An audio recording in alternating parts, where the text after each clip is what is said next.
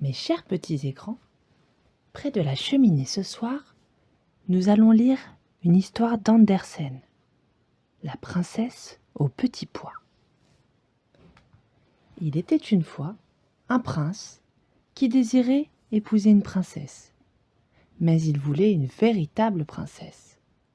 Il décida de faire le tour du monde pour en trouver une.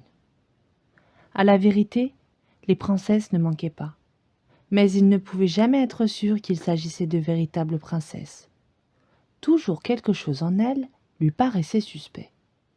En conséquence, il revint dans son château, désolé de ne pas avoir trouvé la princesse de ses rêves. Un soir, il faisait un temps horrible. Des éclairs illuminaient le ciel, le tonnerre grondait et la pluie tombait à torrents. C'était épouvantable. Quelqu'un frappa à la porte du château, et le vieux roi s'empressa d'ouvrir. C'était une princesse, mais grand Dieu comme la pluie et l'orage l'avaient arrangée. L'eau ruisselait de ses cheveux et de ses vêtements, entrait par la pointe de ses souliers et sortait par le talon.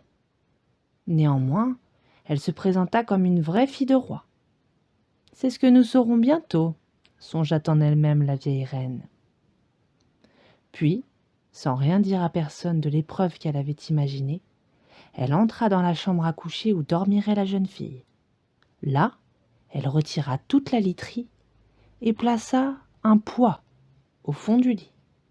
Ensuite, elle prit 20 matelas qu'elle plaça sur le poids, et encore 20 édredons qu'elle entassa par-dessus les matelas. Puis, la princesse arriva pour s'y coucher.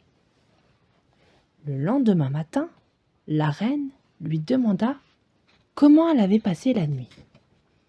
« Bien mal, répondit-elle. À peine si j'ai fermé les yeux de toute la nuit. Dieu sait ce qu'il y avait dans ce lit. C'était quelque chose de dur qui m'a rendu la peau toute violette. Quel supplice !» À cette réponse, on reconnut que c'était une véritable princesse, puisqu'elle avait senti un poids à travers 20 matelas et 20 édredons. Quelle femme, sinon une princesse, pouvait avoir la peau si délicate? Le prince, bien convaincu que c'était une véritable princesse, la prit pour femme. Quant au poids, il fut placé dans le musée, où il doit se trouver encore, à moins qu'un amateur ne l'ait enlevé. Voilà une histoire aussi vraie que la princesse.